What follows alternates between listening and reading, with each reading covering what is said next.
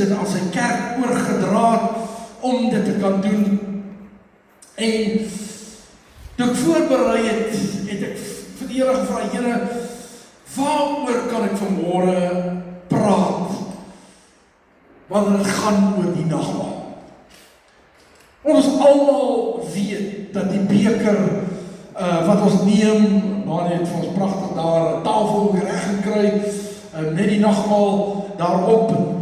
Die beker het Jesus, die woord van die Here gesê, Jesus geneem, nadat hy gedank het en het vir sy disippels gegee en gesê, hulle moet almal daaruit drink, want dit is sy bloed wat hy vir ons gestort het. Nou weet ons dat wanneer ons die nagmaal vier, dan gaan dit nie daaroor dat dit fisies bloed is nie. Nee, dit is 'n simbool, dit is 'n heenwysing van dit wat Jesus vir jou en vir my gedoen het, toe hy sy bloed gestort het op Golgotha. En so op die broodjie, waar ons die broodjie breek en hom eet, dan sê Jesus, ons moet dit eet en mekaar herinner daaraan dat dit is sy liggaam wat hy vir ons laat breek. Weereens 'n simbool, 'n heenwysing na die feit dat hy daai kruis uitgehang het en dat hy hom gebreek het. En ek dink nie daar's nog 'n mens op hierdie aarde wat deurgegaan het wat Jesus deurgegaan het vir jou en vir my nie. Want dit het nie net gegaan oor sy liggaamlike smart en pyn wat hy moes deurgaan nie, maar die emosionele pyn wat hy daarmee saam moes verduur ter wille van jou, en die feit dat jy en ek kan nie eers baie keer die pyn en die smart en die sonde in ons eie lewens hanteer nie. Baie mense gee boedel op en hulle neem hulle eie lewe en hulle sê ek kan nie meer nie. Maar Jesus het die wêreld se sondes op hom geneem. Hy het die wêreld se pyn op hom geneem. Ek onthou toe Pieter daar in die begin daai operasie gekry het en die eerste keer huis toe is. Daarin van ontsettende pyn wat hy gehad het, dat selfs nie eers morfine wou help nie. Jesus het dit op sy skouers geneem. Jesus het vir ons daai pyn gedra. En dis wat die nagmaal sê, want ons daai nagmaal gebruik, die broodjie eet en die bloed drink, die wyn drink, dan gaan dit oor sy bloed en sy liggaam, wat hy vir jou en vir my gestort het, omdat hy ons so lief gehad het. Maar ek het vir die Here gevra, Here, wat kan ek vanmôre praat wat dit onderstreep, maar wat so bietjie net 'n ander kleur, 'n ander benadering is tot die nagmaal. En die Gees van die Here het op my hart gelê om bietjie vanmôre met julle te praat oor die boodskap van die nagmaal. En nie die boodskap van die bloed en sy liggaam wat vir ons gebreek is nie, maar 'n groter boodskap. Wat is die boodskap agter die boodskap, as ek dit so kan stel? Toe die Heilige Gees die volgende paar gedagtes op my hart gelê het, ek vertrou nie dat ons nie baie lank sal besig wees nie. Die eerste een is dat die nagmaal dra vir jou en vir my die boodskap van God se onvoorwaardelike liefde. Wanneer ek daai nagmaal gebruik, wanneer ek daai nagmaal deel van my liggaam maak, dan sê ek vir myself, en die Bybel sê, dan verkondig ons dit, totdat hy weer kom om ons te kom haal, verkondig ons sy liefde. Dis die boodskap van die nagmaal. Die boodskap van die nagmaal sê, dat God die wêreld so lief gehad het, Johannes 3 vers 16, dat hy sy enige gebore seun gegee het, sodat elkeen wat aan hom glo, nie verlore mag gaan nie, maar die ewige lewe kan hê. Dis die boodskap van die nagmaal. Dat God vanmôre vir jou, vir my hier wil kom sê, maak vanmôre jou geestesore oop, en hoor dat hy vanmôre deur sy gees diep in jou hart vir jou sê, my kind, ek het jou lief. En my liefde vir jou vanmôre is nie gekoppel aan jou kromneus nie. Is nie gekoppel aan jou ore nie. Is nie gekoppel aan jou lang been nie. Is nie gekoppel aan jou bankrekening wat op en af gaan nie. Is nie gekoppel aan jou God se liefde vir jou is 'n liefde ten spyte van, ongeag, onvoorwaardelik. God het nie gesê, ek gaan jou lief hê as jy eers 'n beter mens word nie. God het nie gesê, ek gaan jou lief hê as jy kerk toe gaan nie. God het nie gesê, ek gaan jou lief hê as jy vir hierdie een goed is en vir daai een goed is nie. Nee, God het jou lief gehad nog voor jy bestaan het. God het jou lief gehad toe jy nog aan die moederskoot gevorm was. God se liefde is onvoorwaardelik. En kom ons hou op om toe te laat dat die duiwel ons baie keer so peper met sy leus. Die duiwel het regkry om ons in die oggend te laat opstaan en te sê, of miskien in die aand voor ek gaan slaap te sê, ag, ek kan nie vanaand bid nie, want ek was vandag te sleg. Ek het te veel sonde gedoen, of ek was te onmeerig, of ek was te daai, of ek was te daai, ek kan nie vanaand bid nie. Ek is te swak, ek is te siek. Of sodat ek al so baie gehoor het, pastoor, ek kan nie die nagmaal gebruik nie, want ek het hierdie week gevloek. Of ek was kwaad vir my vrou, nou kan ek die nagmaal gebruik nie. God se liefde is onvoorwaardelik. Dis nie as jy dit doen, en as jy so optree, en as jy daar was, en as jy het so gemaak het, nee, God het jou onvoorwaardelik lief. As ek so kyk na wat in hierdie wêreld aangaan, die chaos van hierdie wêreld, al die korrupsie, al die vuil goed wat gebeur in die lewe, hoe mense mekaar ondermyn, hoe mense mekaar beswadder, sê Here, my verstand kan dit nie verstaan nie. En ek kan nie. Hoe kan God hierdie wêreld lief hê? As ek God was, het ek hierdie aardbol lank vernietig. Lank. God het jou so lief, dat hy vir jou gesterf het, nog voor jy besluit het om hom te dien. So lief het God. Hy het vir jou sy bloed gestort, nog voordat jy gekies het, om hom aan te neem as jou verlosser en zaligmaker. Want hy jou onvoorwaardelik lief.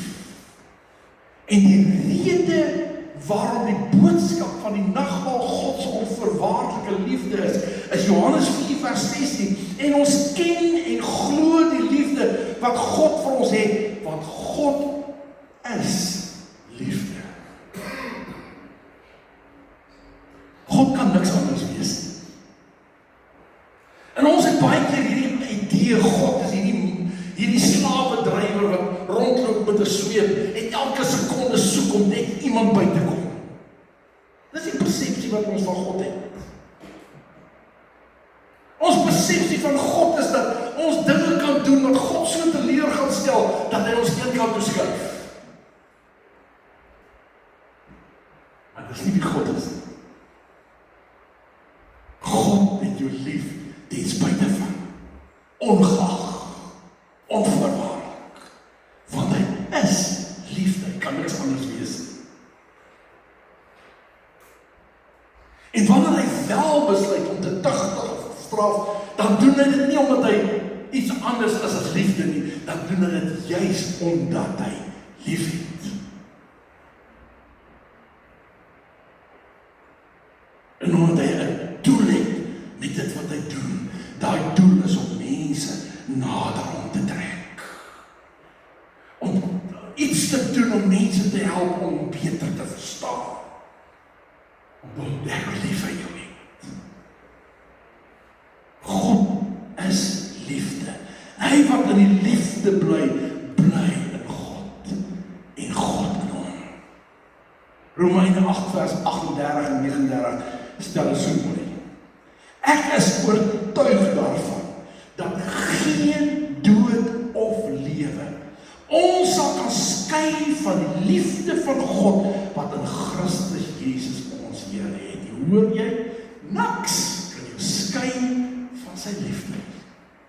Nie eers wat jou buurman jou toegesnou het nie. Nie eers daar jou baas wat jou so verskriklik hanteer by die werk.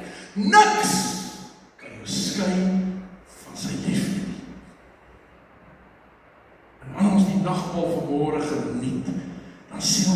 mekaar, ek sê vir myself, en ek dank God vir sy liefde.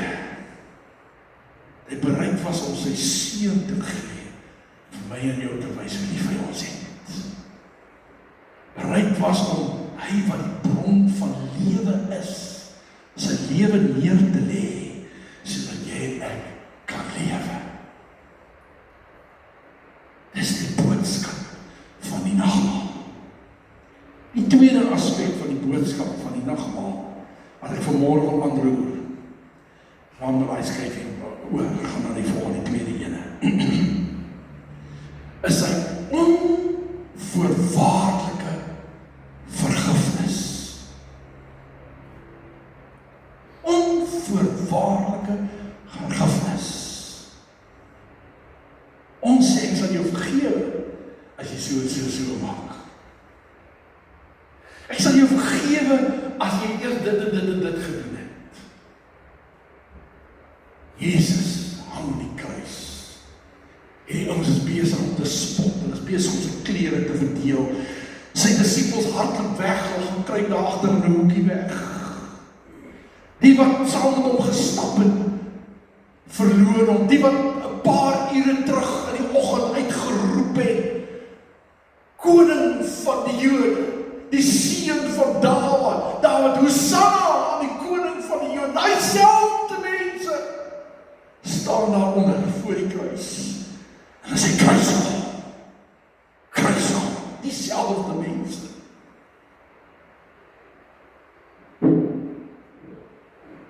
En sy kosbaarste rots, sy kroonprins van sy disippels, staan tussen 'n klomp diensmeisies by 'n vuur. 3 maal sê hy, ek ken hom nie. En die spyte daarvan, hang aan die kruis. En hy sê, Vader, vergeef hulle, want hulle weet nie wat hulle doen. Dit is wat die nagmaal sê. Die nagmaal se boodskap is, dat jou en my verlosser hang in 'n kruis, en hy vergeef ons onvoorwaardelik. Al wat hy sê is, kom na my toe. Kom na my toe. Kom bely jou sonde, en ek sal jou vergewe. Maar eintlik het hy alreeds op die kruis jou sonde vergewe. Jy moet dit net bely. Jy moet dit net ontstaan, en sy vergifnis ontvang, wat hy klaar vir jou gegee het. Een onvoorwaardelike vergifnis. Lukas 23 vers 34.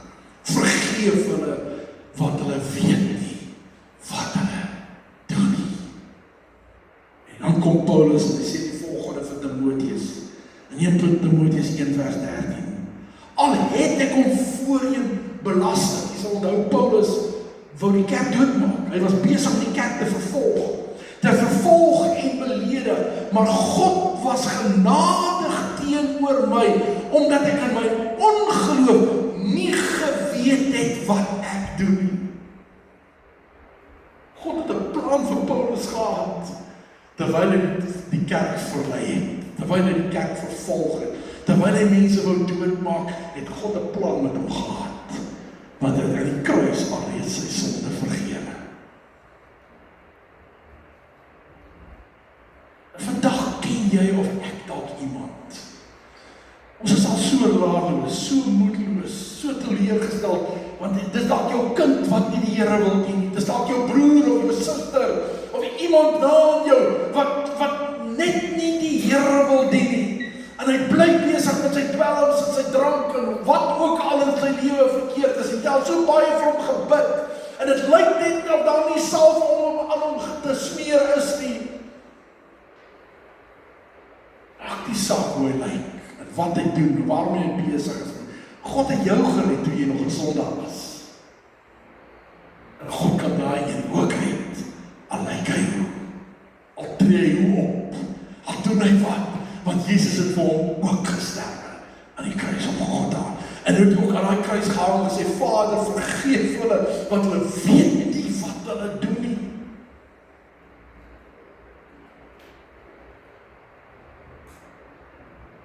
Vanmôre is daardie God in ons midde deur middel van die nagmaal. Die nagmaal sê vanmôre vir jou wat so skuldig voel. Jy wat so vernederd voel. Jy wat so sleg voel oor die God wat verkeerd is in jou lewe en voel jy kan nie meer nie. Dan sê die Here vanmôre vir jou, my kind, ek het jou lief en ek het jou vergewe. Kom na my toe, net soos jy is. Kom bely jou sonde, kom maak reg, kom op jou knieë, moenie die nagmaal uitstel nie, moenie sê ek kan die nagmaal gebruik nie, want ek is so en so en so. Nee, Jesus het jou klaar vergewe, bely dit net. Die bloed van Jesus reinig van alle sonde. Want sy vergifnis is totaal onvoorwaardelik. Jy moet dit aanvaar. Dit is baie keer ons probleem. Dat ons bely ons sonde. Ons maak bekend dat ons 'n fout gemaak het. Ons sê, Here vergewe ons. En God vergewe ons, maar ons aanvaar dit nie. Ons loop maar weer aan, en hy pak jou op ons skouers. En nie vanmôre, maar die nagmaal gebruik, sê, Here, dankie dat U die nagmaal vanmôre vir my sê, U het my onvoorwaardelik vergewe. Nou kom ek, en ek kom werk my bekommernis, ek kom werk my stryd, ek kom werk my sonde aan die voete en Heer, maak my vry. Sodat ek as 'n vrye mens vanmôre in hierdie plek kan stap, want Jesus het my vry gemaak. Die derde ding wat ek vanmôre wil doen, en daarmee mag ek klaar. Die nagmaal se boodskap is, dat Jesus nie net jou onvoorwaardelik lief het nie, dat hy nie net onvoorwaardelik vir jou vergewe het nie, maar dat hy van sy kant af jou onvoorwaardelik aanvaar, net soos jy is. Ek weet, daar was 'n paar gevalle in die Bybel waar Jesus gesê het, gaan was jou in die bad, en jy sal genees word, of gaan doen so, en hy gaan jou help.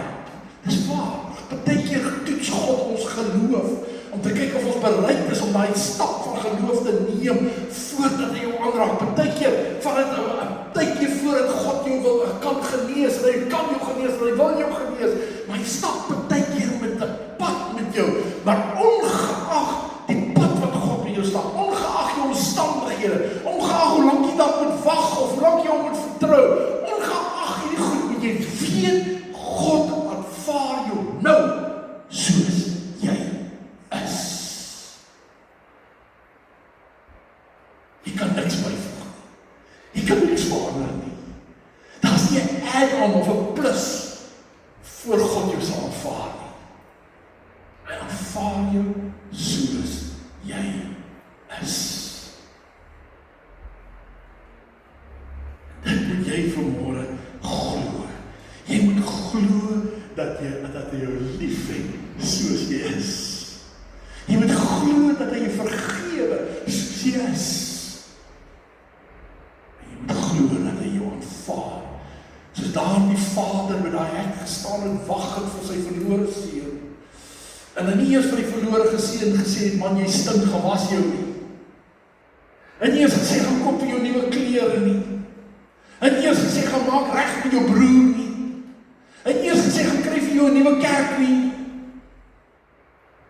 Nee, hy het hom van ver af sien aankom, en hy het na hom toe gehardloop, hom omhels, en gesê, welkom thuis. So wie vanmôre weet, God aanvaar jou, daar waar jy nog aankom. Hy aanvaar jou terwyl jy nog stink soos die varke. Hy aanvaar jou al het jy alreeds al jou geld uitgegee. Hy aanvaar jou al het jy al jou vriende verloor en jou familie verloor. Hy aanvaar jou net soos jy is. En hy wil in sy liefde jou omvou met sy arms. En sê, my kind, ek het jou so lief. Ek het klaar die prys vir jou betaal. Ek gaan jou nie maak, geluisstel. Ek gaan jou maak wat ek wil hê jy moet wees, maar ek aanvaar jou net soos jy O Dawid, ek ken o Dawid. En almal van ons het hierdie romantiese idee van Dawid, hierdie wonderlike koning, hierdie mooi man met sy rooi gesig. Hierdie besondere koning wat die koning van die Jode geword het, die grootste koning wat hulle ooit gehad het. Die man wat die stamhoof sal word van die stam met wie Jesus gebore is. Hierdie wonderlike Dawid. Hierdie wonderlike Dawid was 'n moordenaar. Hierdie wonderlike Dawid was 'n owerspelige mens.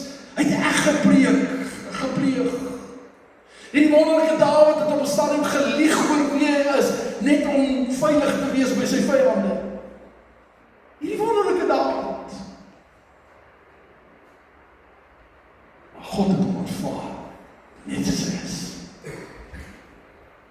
God het hom gebruik, net soos hy is. God het hom geseën, net soos hy was. Vanmôre het jy en ek dat kosvors. Ons tekortkominge. Het ons ook seker God waarmee ons stoei in ons lewe.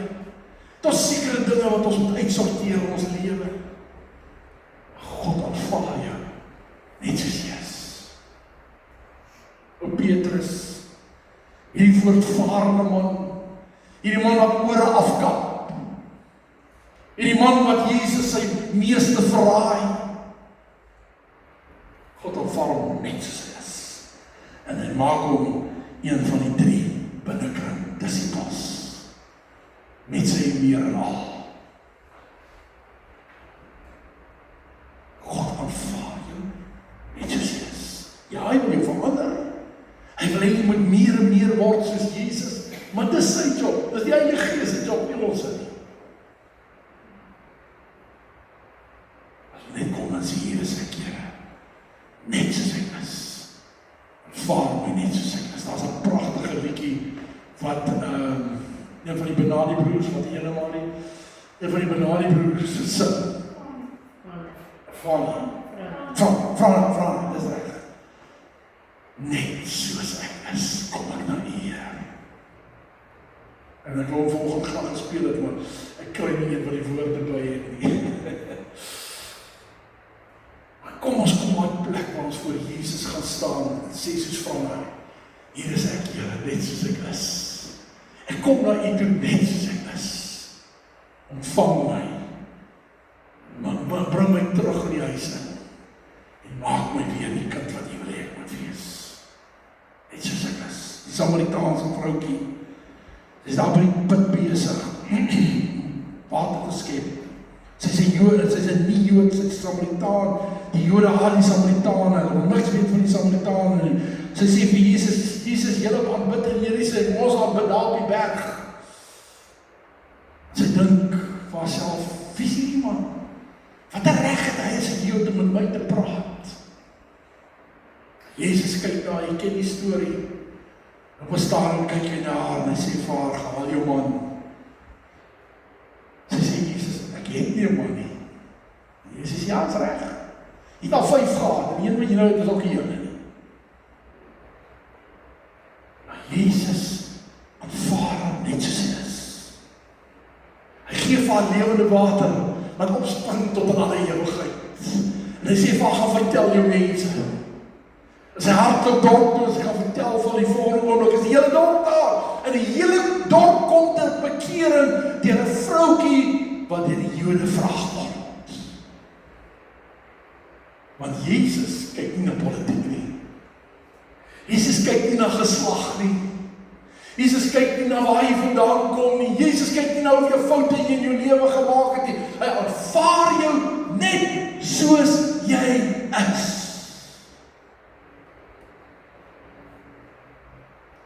Want hy het jou lief. Hy het jou vergewe.